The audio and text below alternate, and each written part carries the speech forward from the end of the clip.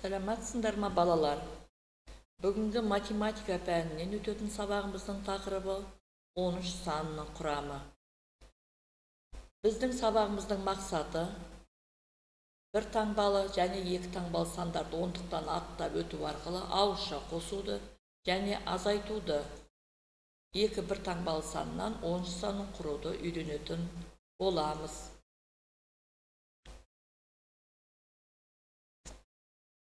Балалар, сендердің сүйікті істерің қандай? Осы уақыттарында немен айналысасыңдар? Доппен жаттыққан сендерге ұнайды ма? Олай болса балалар, жаттығу үшін екі түрлі 13 доп қажет. Доптарды қалай санауға болатынын түсіндіріп көр. Көк доп нешеу? 6, 7, 8, 9, дұрыс айтасыңдар, 9 көк доп. Сары доп нешеу? 3. Алдымен көк доптардың санын санадық, 9. Енді сары доптарды санадық, 4. Барлығы нешеу? 13. Тамаша. Ал енді осыны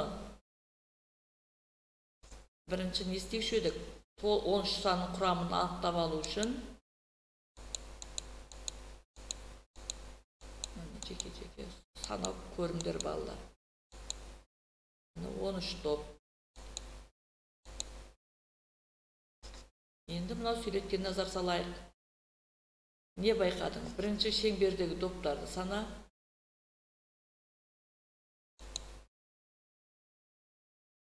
Неше доп? 10 доп. Бұл бір ондыққа тең. Екінші шеңберде неше доп? 3 доп. 3 қызыл доп бар. Бұл 3 бірлікке тең. 10 добымыз бір ондық. Бір ондыққа 3 бірлікті қосамыз. 13 бірлік шығады. 13 бірлік дегеніміз 13 саны балалар. Ондықтар мен бірліктер санының разряды деп, ондықтар және бірліктердің разряды деп аталады. Яғни 10-ға 3-ті қоссақ 13. Бұл ондықтар мен бірліктердің қосындысы деп аталады. Есептерді мұқият оқып, оларды шығарамыз. Оқулықтың 29-шы бетіндегі 3-ші тапсырма. Қыран футбол командасы 13 ойын ойнады.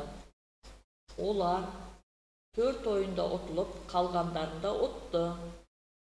Команда неше ойында ұтты? Бірге тексеріп көрейік. Бірінші қысқаша шартын жазып аламыз. Ұтылды. 4 ойын. Ұтты. Белгісіз. Барлығы 13 ойын. Бұл жерде ұтқан санды табу үшін не істейміз? 13-тен 4-ті азайтамыз. Яғни 13 пен 4-тің айырмасы 9-ға тең. Яғни команда 9 ойында жеңіске жеткен екен. Кері есептер құрастырамыз, оларды шығарамыз.